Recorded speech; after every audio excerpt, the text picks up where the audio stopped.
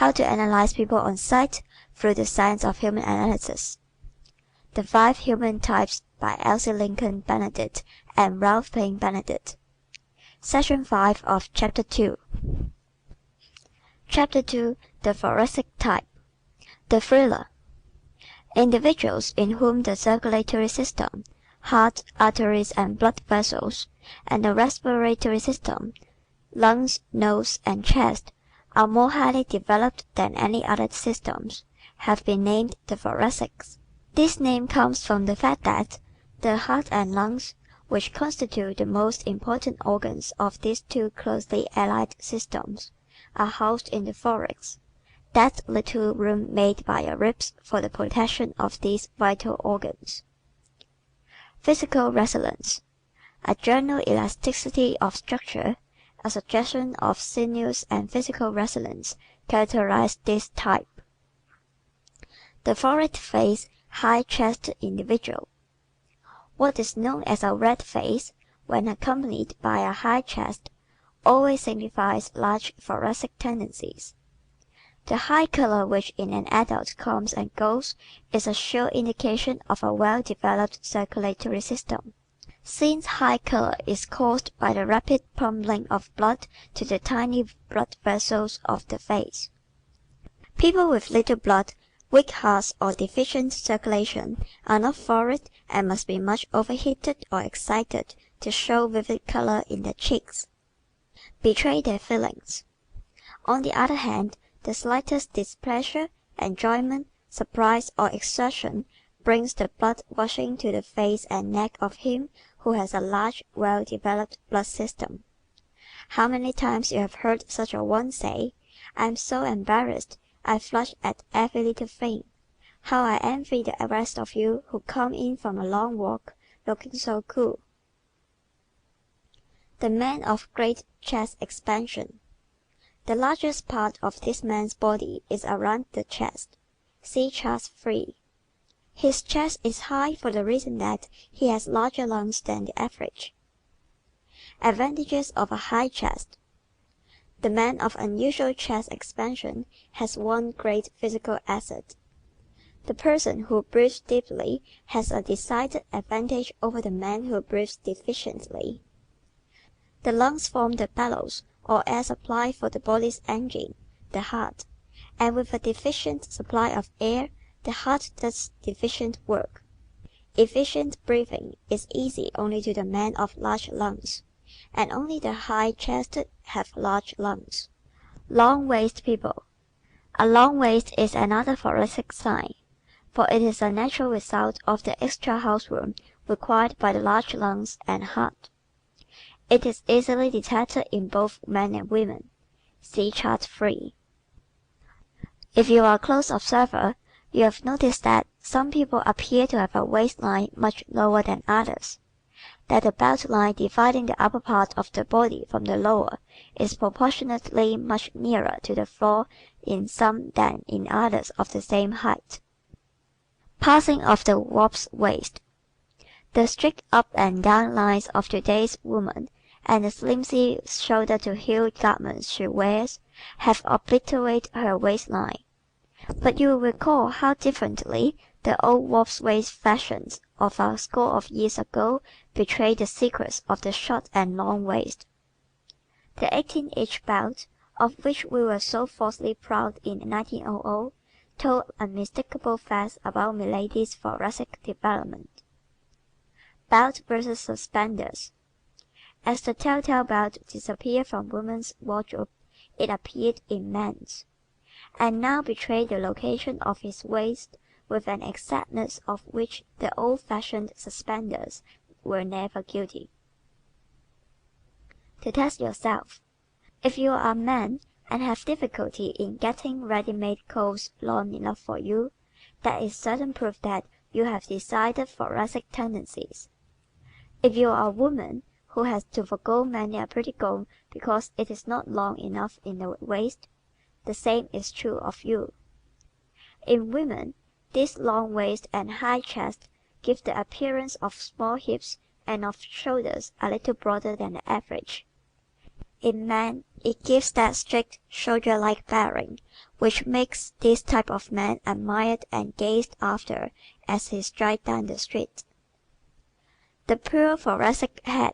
A high head is a significant characteristic of the typical thoracics. See Chart 4. The Anglo-Saxons tend to have this head and, more than any other races, exhibit thoracic qualities as racial characteristics. This is considered the handsomest head known. Certainly it lends the appearance of nobility and intelligence. It is not wide, looked at from the front or back, but inclines to be slightly narrower for its height than the Alimentive head. The kite-shaped face. A face widest through the cheekbones and tapering slightly up the sides of the forehead and downward to the jawbones is the face of the pure thoracic. See Chart 4. This must not be mistaken for the pointed chin nor the pointed head, but is merely a sloping of the face upward and downward from the cheekbones, as a result of the unusual width of the nose section. See Chart 4. His well-developed nose. The nose section is also high and wide because the typical thoracic has a nose that is well developed.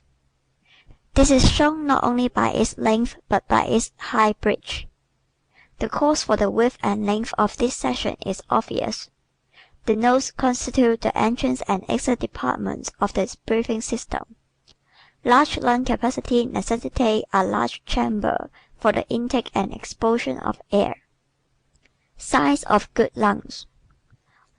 Whenever you see a man whose face is wide through the cheekbones, with a long high-bridged open nostril nose, you see a man of good lung capacity and of quick physical energy.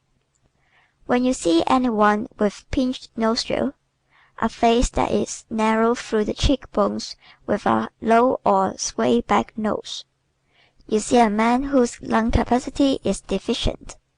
Such a person invariably expends his physical energy more slowly.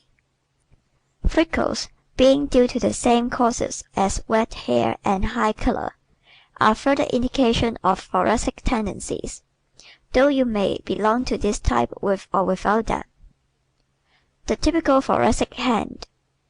The pointed hand is the hand of the pure thoracic. See Chart 4. Note the extreme length of the second finger and the pointed effect of this hand when all the fingers are laid together. Any person with a pointed hand such as this has good thoracic development, whether it occupies first place in his makeup or not. The fingers of the thoracic are also inclined to be more thin-skinned than those of other types. One may be predominantly thoracic without these elements, but they are indication of the extreme thoracic type. Naturally, the hand of the extreme thoracic is more pink than the average. The beautiful foot. The thoracic tends to have more narrow, high-arched feet than other types. As a result, this type makes the majority of the beautifully short. The man of energetic movements. A hair-trigger nimbleness goes with this type. He is always posed ready to strike. All thoracics use their hands, arms, wrists, limbs, and feet alertly and energetically. They open doors, handle implements, and all kinds of hand instruments with little blundering. Also their movements are more graceful than those of other types. The thoracic walk. The springy step must have been invented to describe the walk of the thoracic. No matter how hurried, his walk has more grace than the walk of other types. He does not stumble, and it is seldom that a thoracic steps on the chain of his partner's groin. The graceful sitter. The way you sit tells a great deal about your nature. One of the first secrets it betrays is whether you are by nature graceful or ungainly.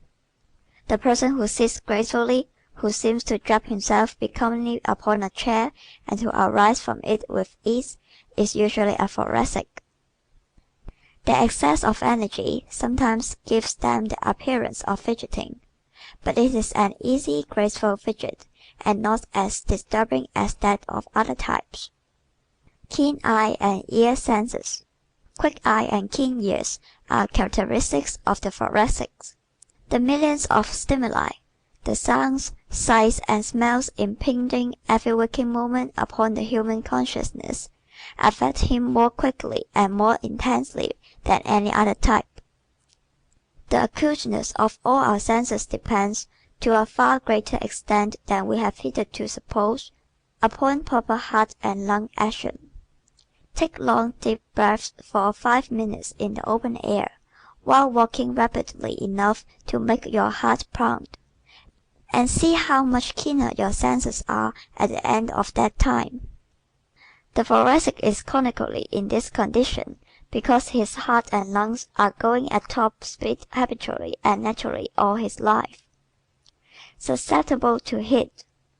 Because bodily temperature varies according to the amount of blood and the rapidity of its circulation, this type is always warmer than others. He is extremely susceptible to heat, suffers keenly in warm rooms or warm weather, and wears fewer wraps in winter. The majority of the bathers at the beaches in summer are largely of this type. The high-strung, nerves as stout as a violin string, due to his acute physical senses and his thin, sensitive skin, plus his instantaneous quickness, make the thoracic what is known as high-strung. The most temperamental. Because he is keyed to high C by nature, the thoracic has more of that quality called temperament than any other type. The wag who said that temperament was mostly temper might have reversed it and still have been right. For temper is largely a matter of temperament. Since the thoracic have more temperament, it follows naturally that they have more temper, or rather that they show it oftener, just as they show their delightful qualities oftener. A continuous performance. This type, consciously and unconsciously, is a continuous performance. He is showing you something of himself every moment, and if you are interested in human nature, as your reading of this book suggests, you are going to find him a fascinating subject. He is expressing his feelings with more or less abandon all the time, and he is likely to express as many as a dozen different ones in as many moments. The quick temper, flying off the handle and going up in the air are phrases originally inspired by our dear delightful friends, the thoracic. Other types do these more or less temperamental things, but they do not do that as frequently nor on as short notice as this type. The human firefly. A fiery nature is part and parcel of the thoracic make-up. But did you ever see a fiery nature man who didn't have lots of warm friends? It is the grouch, in whom the fire starts slowly and smolders indefinitely, that nobody likes. But a man who flares up, flame for a moment and is calm the next, never lacks for companion or devotees. The red-haired. One may belong to the thoracic type, whether his hair is blonde or brunette or any of the shades between. But it is an interesting fact that most of the red-haired are largely of this type. He didn't have red hair for nothing is a famous phrase that has been applied to the red-haired, quick-tempered thoracic for generations. You will be interested to note that this high color and high chest are distinctly noticeable in most of the red-haired people you know, certain proof that they approximate this type. As you walk down the street tomorrow, look at the people ahead of you, and when you find a red hair, notice how much more red his neck is than the necks of the people walking beside him. This flushed skin almost always accompanies red hair, showing that most red-haired people belong to this type. The flash in the pan. The red-haired man's temper usually expends itself instantly. His red-hot fierceness is over in a moment. But for every enemy he has two friends. Friends who like his flame, even though in constant danger from it themselves. Whereas the Alimentive avoids you if he disagrees with you, the Thoracic likes to tell you in a few hot words just what he thinks of you. But the chances are that he will be so completely over it by lunchtime that he will invite you out with him. Desire for approbation. To be admired and a wee bit envied are desires dear to the heart of this type. Everybody, to a larger or lesser degree, desires these things, but to no other type do they mean so much to this one. We know this because no other type, in any such numbers, takes the trouble or makes the sacrifice necessary to bring them about. S indicates desires. The ego of every individual craves approval, but the majority of the other types craves something else more.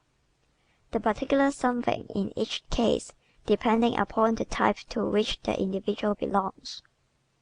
You can always tell what any individual wants most by what he does. The man who thinks he wants a thing or wishes he wants it talks about getting it, envies those who has it, and plans to start doing something about it. But the man who really wants a thing goes after it, sacrifices his leisure, his pleasures, and sometimes loves himself, and gets it. Shines in public life. The limelight appeals more to this type than to others, because it goes further toward gratifying his desire for approbation. So while other men and women are dreaming of fame, the Thoracic practices, plods, and pleads his way to it. The personal agitation of friends and of the multitude is the breath of life to him. Extremes of this type consider no self-denial too great a price to pay for it. Many on the stage. The stage in all its forms is as natural a field to the Thoracic as salesmanship is to the Alimentive.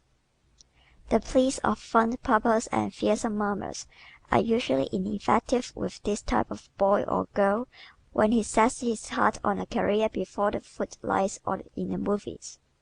Whether they achieve it or not will depend on other and chiefly mental traits in each individual's make-up. But the yearning for it in some form is always there. So the managers' waiting rooms are always crowded with people of this type. It is this intensity of desire which has goaded and inspired most stage artists on to success in their chosen fields.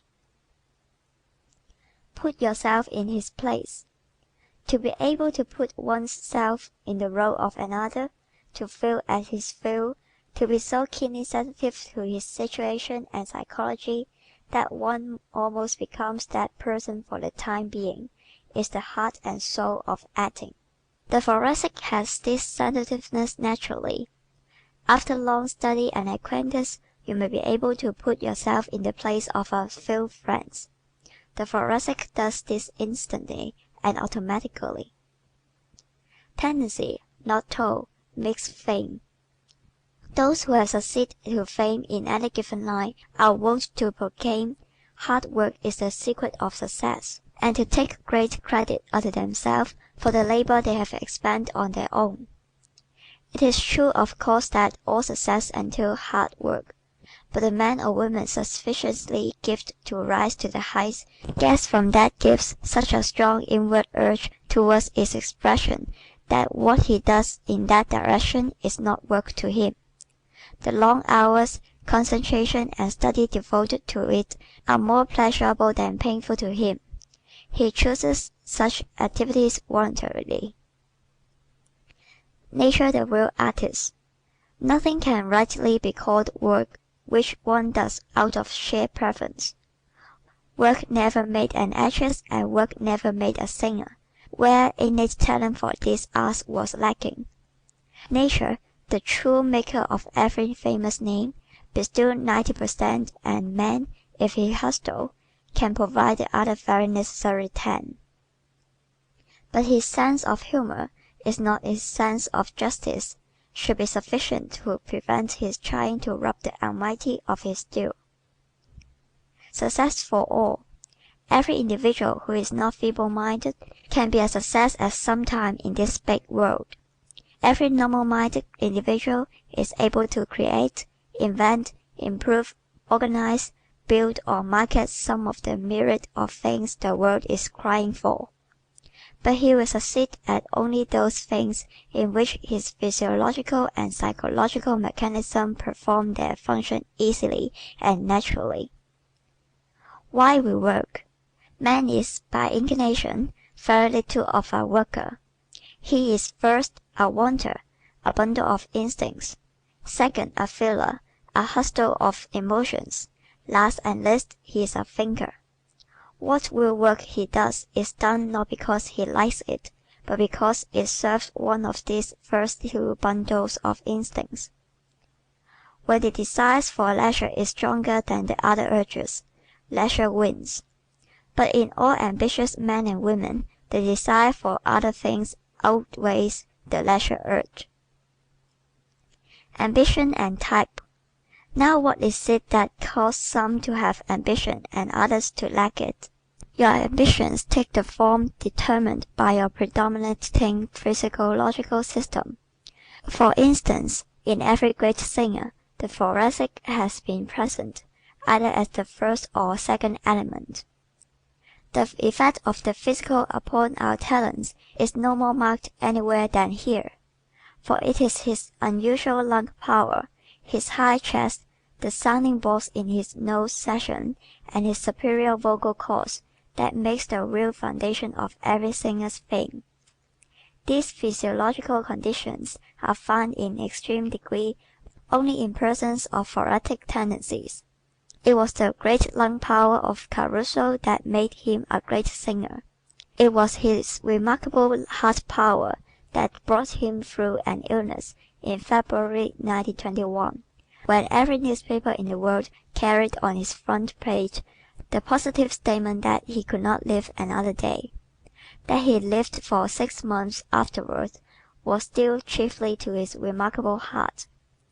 The nature resulting from a large heart and large lungs is one distinctly different from all others. In short, the thoracic nature. The best dressed. The best dressed man and the best dressed woman in your town belong predominantly to this type. This is no accident. The thoracic, being possessed of acute eye senses, are more sensitive to color and line than any other type. These are the foundation of style and artistic grooming.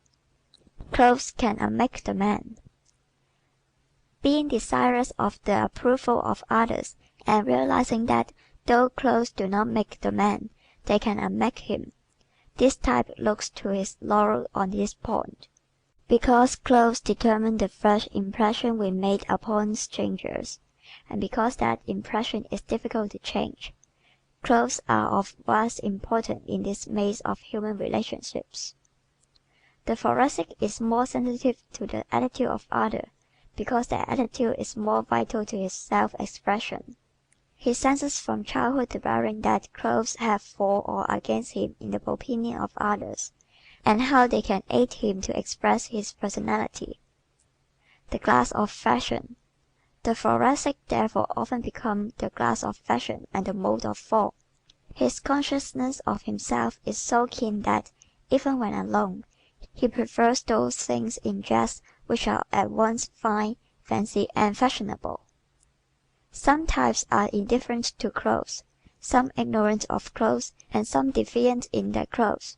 But the thoracic always have the keen sense of fitness in the matter of apparel. Distinction in dress.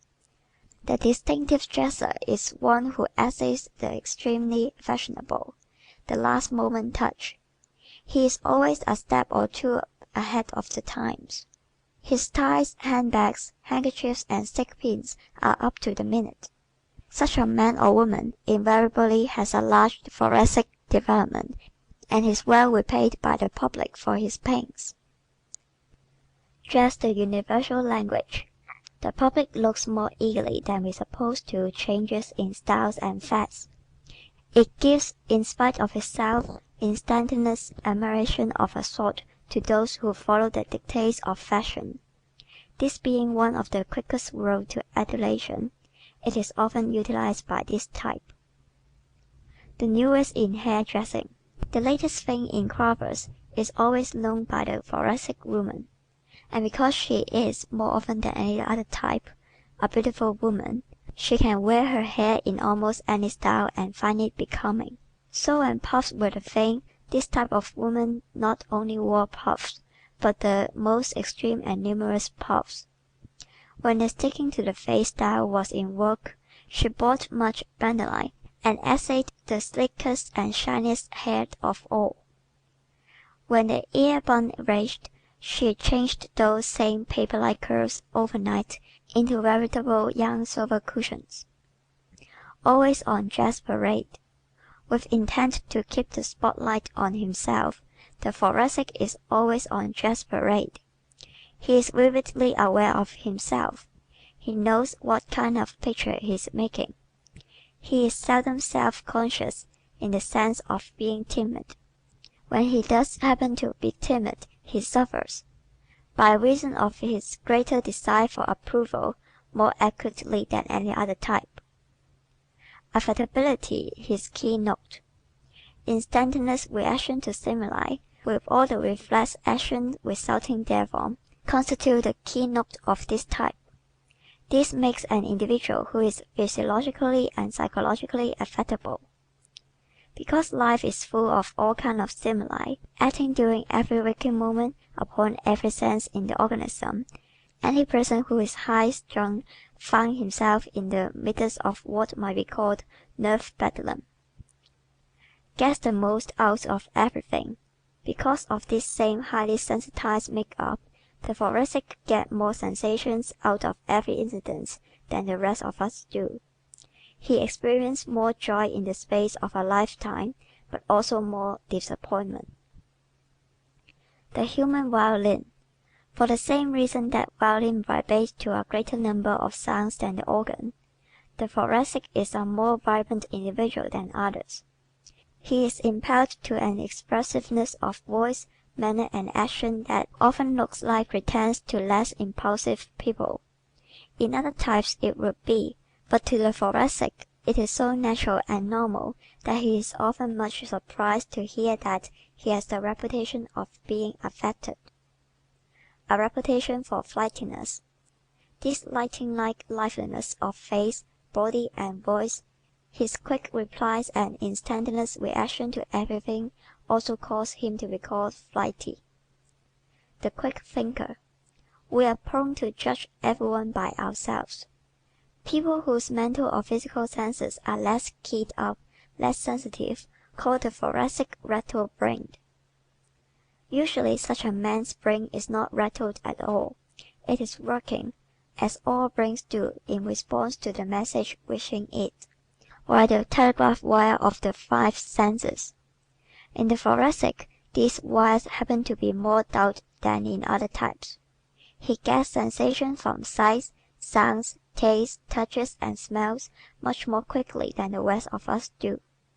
These messages are sent to the brain more rapidly, and since sensation is responsible for much of our thinking, this man's brain thinks a little more speedily than that of other types. It does not necessarily think any better. Often it does need slowing down, but compared to the thought power of some of the other type, the thoracic speed made up for much of his carelessness. He makes more mistakes in judgment than other types, but can write about face so quickly he usually remedies them while other types are still trying to decide when to start. To hold himself back is the hardest lesson for this type to learn. His changeability. This tendency to let himself go brings the thoracic a great deal of unhappiness and failure. He plunges so quickly that he often fails to take into consideration the various elements of the situation. His physical senses tell him a thing should be done and rush him headlong into action that he knows are ill-advised the moment he has time to think them over. In turning around and righting his mistakes, he often hears himself called changeable and vacillating. His batting average. In this, as in other things, we have a tendency towards smugness, short-sightedness, and egoism. The man who makes but one mistake a year because he makes but two decisions is wrong 50% of the time. Yet he self-satisfiedly considers himself superior to the thoracic because he has caught the latter in 6 poor deals within 6 months.